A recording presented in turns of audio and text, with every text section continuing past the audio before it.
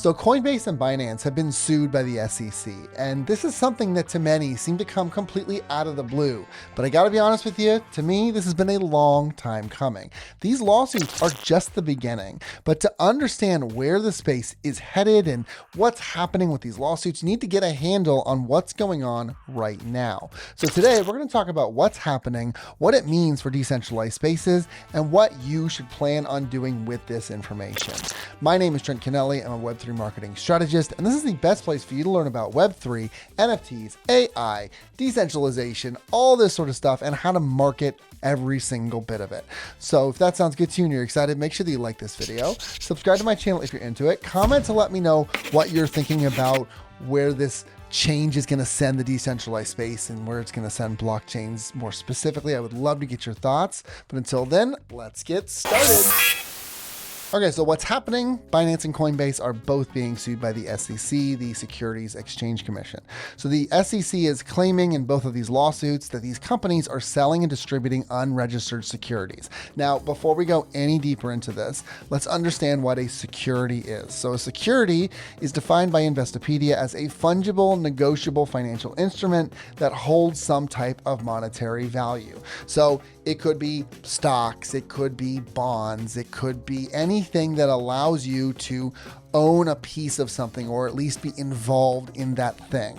And if you want to sell or distribute a security in the US, you have to register it, which means that you have to take particular steps to disclose that it's a security and provide a lot of information to the US government. So you can probably see where this is going at this point. The US government is watching all of these cryptocurrency transactions, and now they're stepping in and they're saying to both Binance and Coinbase, whoa, you're buying and selling cryptocurrency and people on your platform are exchanging it for fiat currency.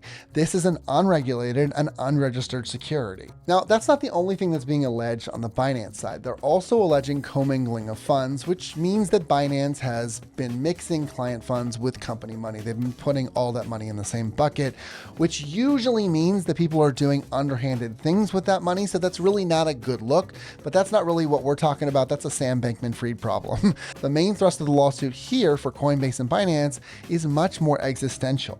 They're saying that several of the tokens traded on the sites qualify as securities. Some of those mentioned being Solana, Cardano, the Sandbox, Axie Infinity, and a lot of other big names. Since the announcement, a lot has happened, including Binance US halting the release of fiat currency and calls for the SEC chairman to be replaced. That's not from Binance, that's just generally people are calling for the replacement of the SEC chairman. And a lot of the people that are making that call are citing incompetence and abuse of power. But to be honest, it's hard for me to see this play against the SEC chairman as anything but bluster. I mean, it's literally the SEC's job to make and enforce rules about securities.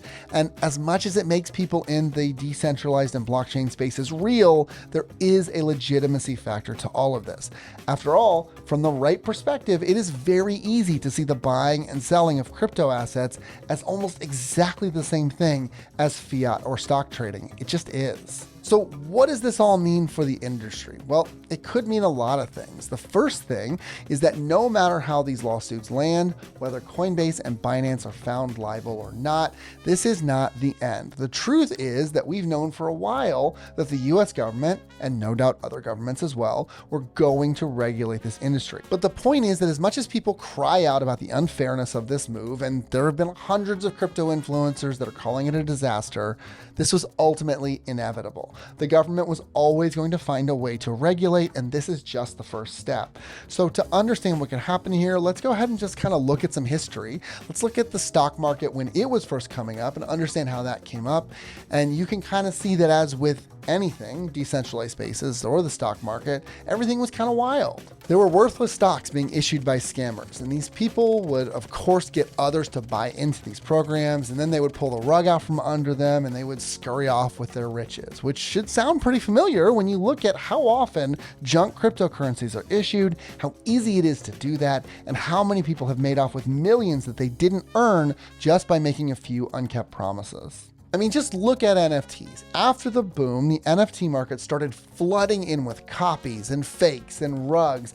And there were so many people who were coming in and buying these products, and they were getting fleeced, and nobody other than the people getting fleeced really seemed to care or want to do anything about it. So when we look at the same situation in the case of the stock market, what happened? Well, the first thing that happened is that laws known as blue sky laws came about that required disclosure of specific information if you wanted to trade. Unfortunately, those laws were all state-based and pretty easy to get around as a result, so banks and individual brokers would just kind of go to another state to walk around these issues, okay? Which meant that the stock market was still open season and people were still getting rinsed all the time. And more than that, around the 1920s, there was a huge influx of people who started investing in the stock market, and then suddenly, boom, it all came crashing down. So in reaction to that, the SEC was essentially born. Glass-Steagall and the Securities Act were both passed to add a lot more federal legal weight to the trading environment. Which means, if you really kind of think about it, and I know you're going to love this, probably hate it, the stock market was the very first decentralized market, and the government then came along and reined that market in. That isn't to say that the situation is exactly the same, right? But the similarities are pretty undeniable, and I'm sure you can agree with me there. I mean, you've got a totally Wild West situation in a lot of ways. There was more of a feeling of ownership and more weight put on personal responsibility pre-SEC. People saying, oh, well, you should have done your research, but that sounds familiar. And people were using this tool, the stock market, as a way to break free from the constraints that they had experienced in their lives up to that point, which of course meant that along with all of those wonderful things, all of that decentralization, there were bad actors doing bad things as well, and that had to be controlled. So again, as much as I know people hate to hear it, this is something that was always going to happen, and we can more or less see where it's going to go from here just by looking at that history. Whether the SEC wins this lawsuit or not, new regulations are coming to the crypto industry.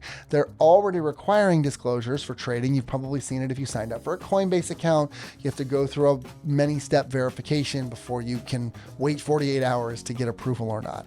And those types of things are likely to get much stricter, as well as if you're a swap platform like Uniswap, it's probably going to get harder to use that service and to exchange things on a service like Uniswap should this continue. Things are just generally going to tighten up.